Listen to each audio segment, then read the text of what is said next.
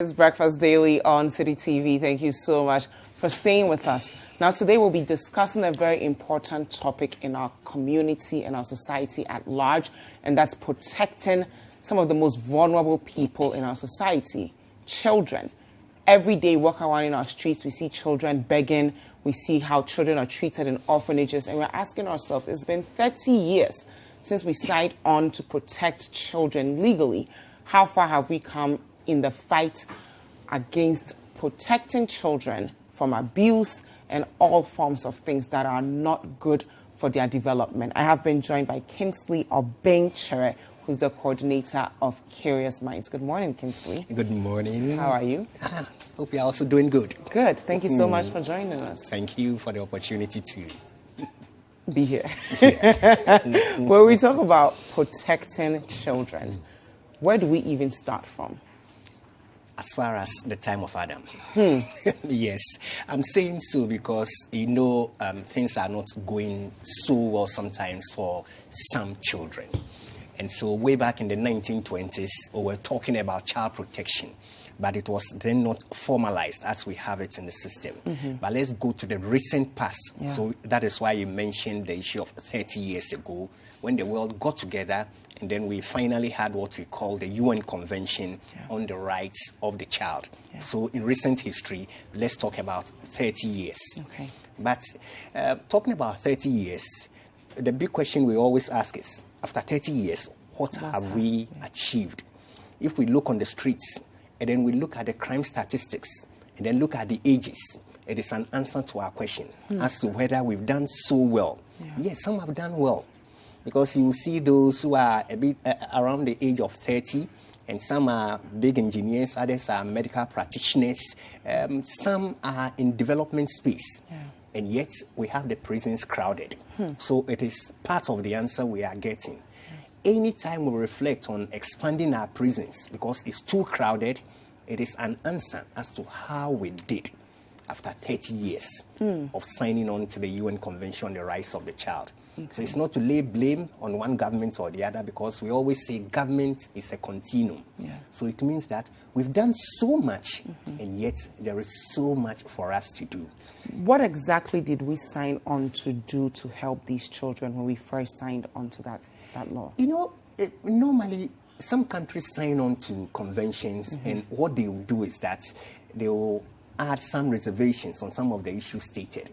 But for the 54 parts in the UN Convention on the Rights of the Child, Ghana said we have signed on to them. Okay. So it means everything that should be done in the best interest of children as captured in the convention, we agreed to do. Okay. And the good thing is that we didn't leave it at a convention level. That is a global document. You can't prosecute anybody in relation to a global document. We came back and reduced it into our law. So we ratified it. We talk about our Children's Act. Now it is a law in Ghana. So whatever we find in the convention that we've acceded to, we have it in our local version of the Children's Act. I'll cut you right now because our viewers are watching, and I have to remind them that if you have any questions, if you're a child yourself and you've benefited from this law, right, this act that we signed on to 30 years ago, we want to hear your story. And if you are worried about the state of children in this country and you want to learn more about how we can begin implementing these acts that we sign on to globally, and then our children are still vulnerable, they're not being taken care of, let us know. The hashtag is Breakfast Daily, and the WhatsApp line is 0550-585-832. We will go for a quick break and then continue the conversation.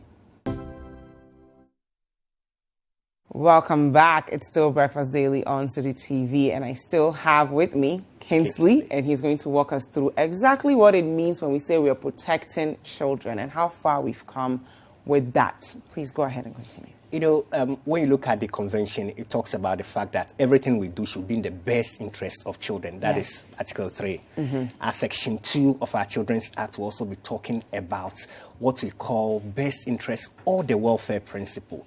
Every step we take, anything we do, if we ask how is it going to impact on that child, And if we reflect on it and do the right thing that will help the child, it means we are helping protect the children. Okay. I always give regular examples. I'm in the media. I write a lot about children. But when I drive around, there is one thing, especially early in the morning, that I'm so concerned about. Just this weekend, I was raising the issue again. You find a child of about 4 years, and that same child will be holding the hands of another child who may be about 2 years, 1.5 years, wearing a uniform sometimes bigger than the size.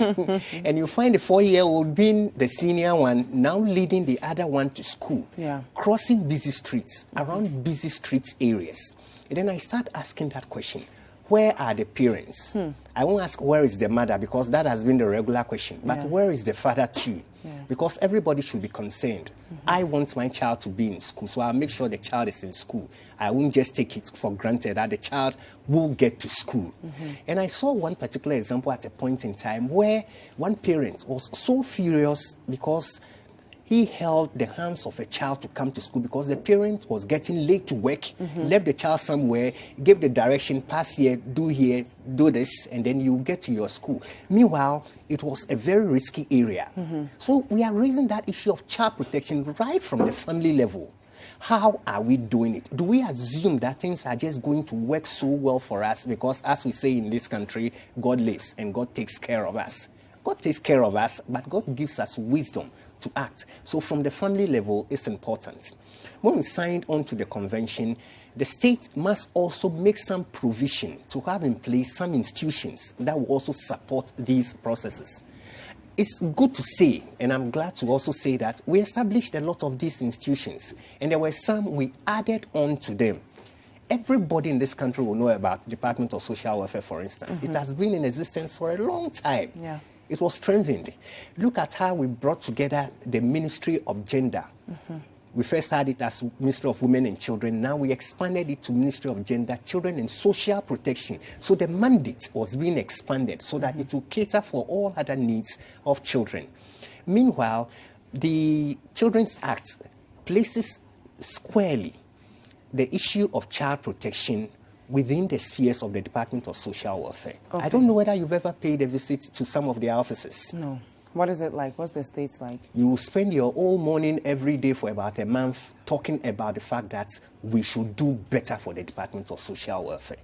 Because no matter how well-minded we are in crafting constitutions, in crafting acts, in having principles, in signing on to conventions, when the structure is not well placed and we don't support the structure with effective budgeting and release of funds, it means that we are just playing with words and we are just expressing noble intentions, but we are not doing what we should do. So in the long run, it amounts to zero. So we'll come back to the agencies, but let's start from the home. Right, you hear stories of children being beaten up by their parents because of this whole notion of spare the rod, spoil the child.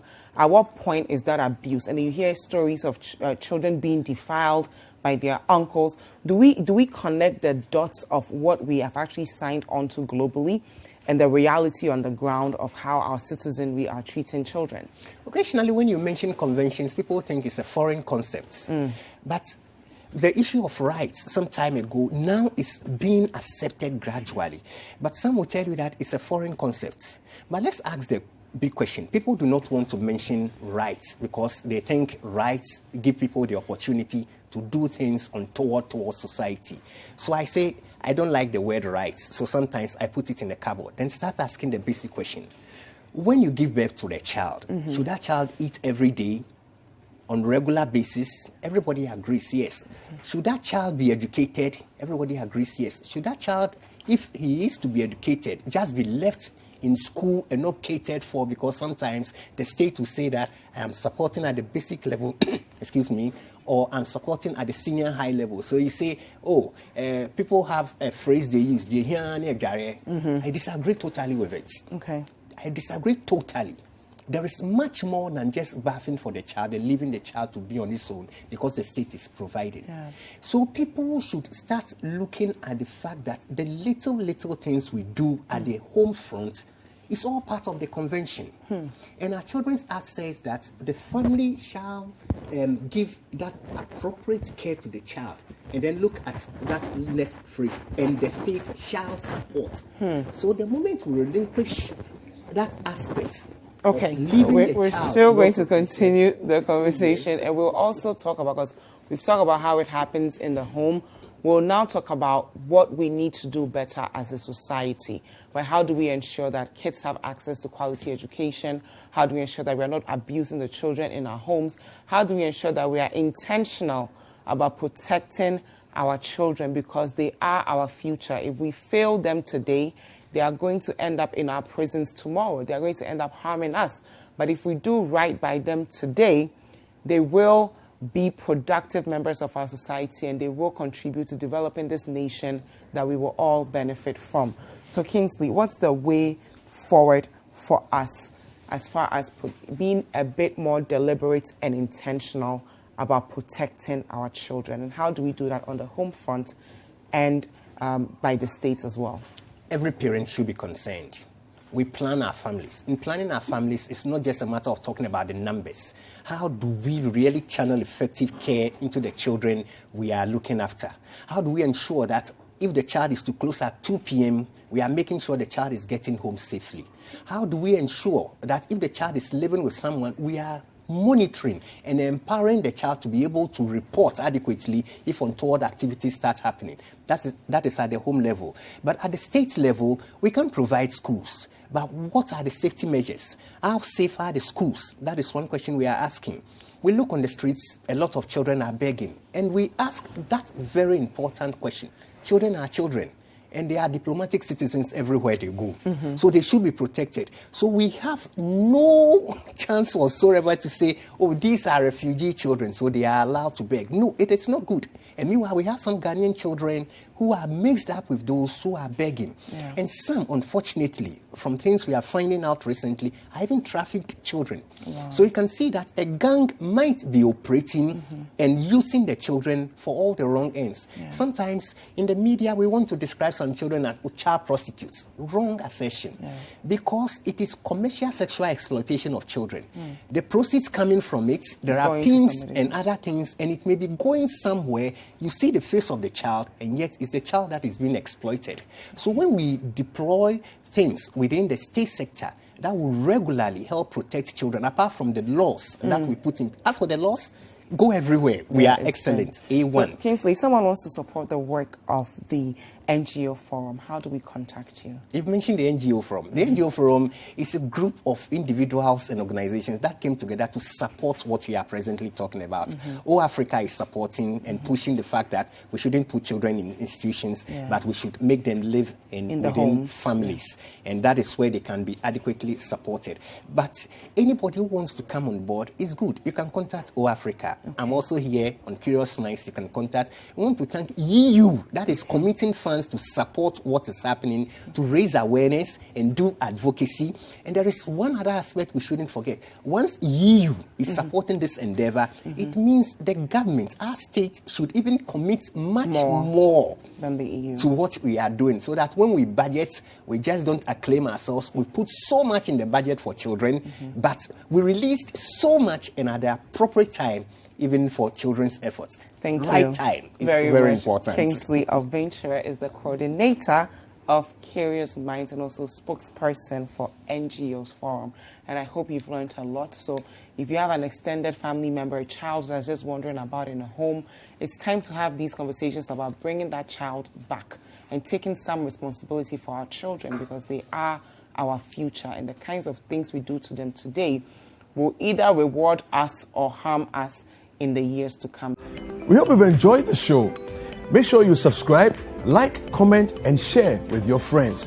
This is Breakfast Daily on Citi TV. Join the Breakfast Daily team Monday through Fridays from 7:30 a.m. to 10. Join us for breakfast daily, only on Citi TV.